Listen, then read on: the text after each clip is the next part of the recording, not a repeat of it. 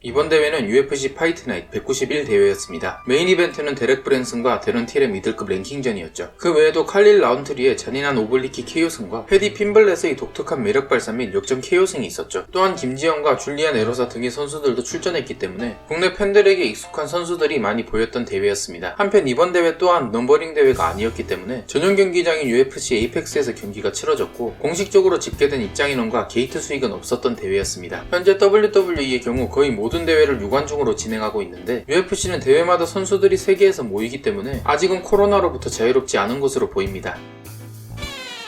대회 직전 경기 취소 사건이 있었습니다. 조나단 마르티네즈와 마르셀로 로호의 벤턴급 경기였죠. 조나단 마르티네즈는 138파운드로 개체를 마쳤는데 벤턴급 한 개체 중을 2파운드 초과한 수치였습니다. 그리고 개체 이후 건강 이상 증세까지 생기면서 최종적으로 아웃되었습니다. 이런 경우 마르셀로 로호는 기본급을 지급받을 것으로 보이고 정황상 마르티네즈는 개체 과정에서부터 건강 문제가 있었던 것 같은데 최종적으로 개체 통과까지 실패하게 되면서 대회 불참을 선언한 것이 아닌가 합니다. 결과적으로 로호만 날벼락을 맞은 상황이 되겠습니다. 그래서 이번 대회가 원래 새벽 2시에 예정되어 있어서 1시 반부터 대기하고 있었는데 갑자기 3시로 밀렸길래 뭔가 했는데 이 경기가 취소되면서 중계시간도 함께 뒤로 밀린 거였죠.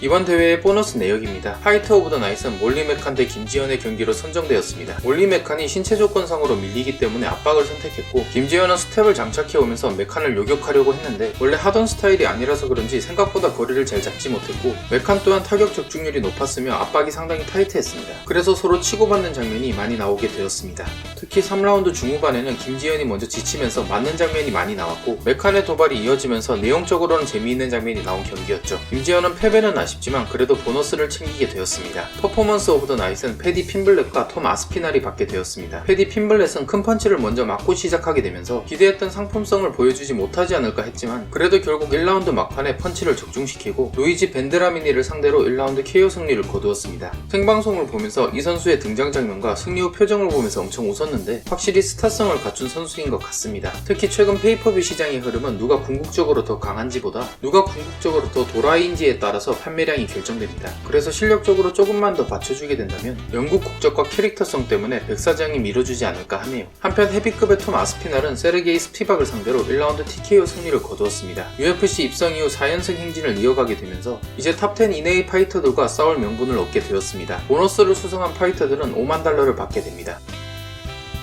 이번 대회도 주최의위원회를 통하여 선수들의 파이트머니가 오피셜로 공개된 대회는 아닙니다. 그래서 선수들의 기존 자료를 바탕으로 제작된 추정치가 되겠습니다. 이번 대회 상금 랭킹 1위는 데렉 브런슨입니다. 총 상금은 29만 $1,000로 하나로 3억 3,700만원 정도입니다. UFC에 입성한 것은 2012년이고 스트라이크 포스 시절까지 포함하면 2011년부터 활동해 왔습니다. 총 23경기를 치르면서 재계약을 여러 차례 성공한 결과라고 생각합니다. 특히 이번 경기에서 데런 틸에게 3라운드 서브미션 승리를 거두고 5연승 행진을 이어가게 되었습니다. 현재 미들급에서 5연승은 션 스트링랜드와 브런슨 뿐이기 때문에 간만에 다시 탑5급의 선수와 붙을 명분을 얻게 되었습니다. 하지만 현 챔피언인 이스라엘 아데사냐에게 이미 깨져버린 전적이 있고 아데사냐가 어느 정도 페이퍼뷰를 팔 수 있다는 점과 다시 한번 라이트 헤비급 월장을 노린다는 점을 고려한다면 탑5급의 선수를 잡는다고 하더라도 쉽게 리매치의 기회를 얻을 수 있을지는 잘 모르겠습니다. 다음으로 소개할 선수는 데런 틸입니다. 총 상금은 14만 $1,000로 하나로는 1억 6,300만원입니다. 사실 데런 틸은 그동안의 대전 상대들을 생각하면 챔피언급의 대우를 받았다고 볼 수 있습니다. 인터뷰를 보신 분들은 아시겠지만 데런 틸은 독특한 캐릭터성과 영국 국적이라는 점 때문에 UFC로부터 푸시를 받았습니다. 그러나 이번 대회에서 데렉 브런슨에게 완봉패를 당하면서 최근 오전 1승 4패를 기록하게 되었고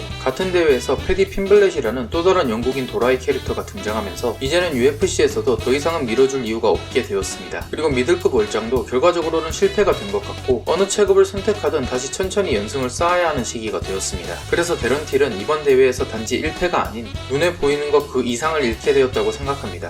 곧바로 소개할 파이터는 패디 핀블렛입니다. 총 상금은 11만 $4,000, 하나로는 1억 3,200만원 정도입니다. 해외 외신을 통해 기본급 추정치를 얻었는데 다른 파이터들보다는 좀 더 좋은 대우를 받고 시작하는 것 같습니다. 세이지 노스컷이 UFC로부터 푸시를 받을 당시 시작 금액이 이 정도였던 것 같네요. 이번 대회에서 보너스까지 획득함으로써 좀 더 큰 수익을 얻게 되었습니다. 어쨌든 케이지 워리어 챔피언으로서의 대우를 받는 것 같고 있고 재미있는 경기 내용과 독특한 캐릭터성 때문에 향후 페이퍼뷰 대회에 메인 카드로 등장하지 않을까 합니다. 다음으로 소개할 파이터는 톰 아스피날입니다. 총 상금은 11만 8,500달러, 하나로는 1억 3,700만원입니다. UFC 입성 이후 4전 4승 4연속 피니시 승리입니다. 이번 대회에서 세르게이 스피백을 상대로 1라운드 TKO 승리를 거두었고 보너스까지 획득하면서 상당한 수익을 올렸습니다. 랭킹도 한두 단계 오른 10위 정도까지 올라갈 것으로 보이고 다음 상대로는 월트 해리스 대 타이 투이바사의 승자가 적당할 것 같네요. 현재 헤비급에서 치고 올라오고 있는 새로운 세대의 파이터 중에 한 명으로 기억해두면 될 것 같습니다. 김지현은 이번 대회에서 총 7만 6천 달러를 벌었습니다. 하나로 8,800만원 정도입니다. 지난 2월에 UFC와 새로 재계약을 한 것으로 알려져 있고 이번 경기가 재계약 이후 첫 경기였습니다. 그런데 몰리 메칸에게 만장일치 판정패를 당하게 되면서 최근 4전 1승 3패에 현재 2연패의 상황이 되어서 최근 전적만 본다면 UFC가 즉각적으로 계약을 해지하고 방출 통보를 할 수도 있는 상황입니다.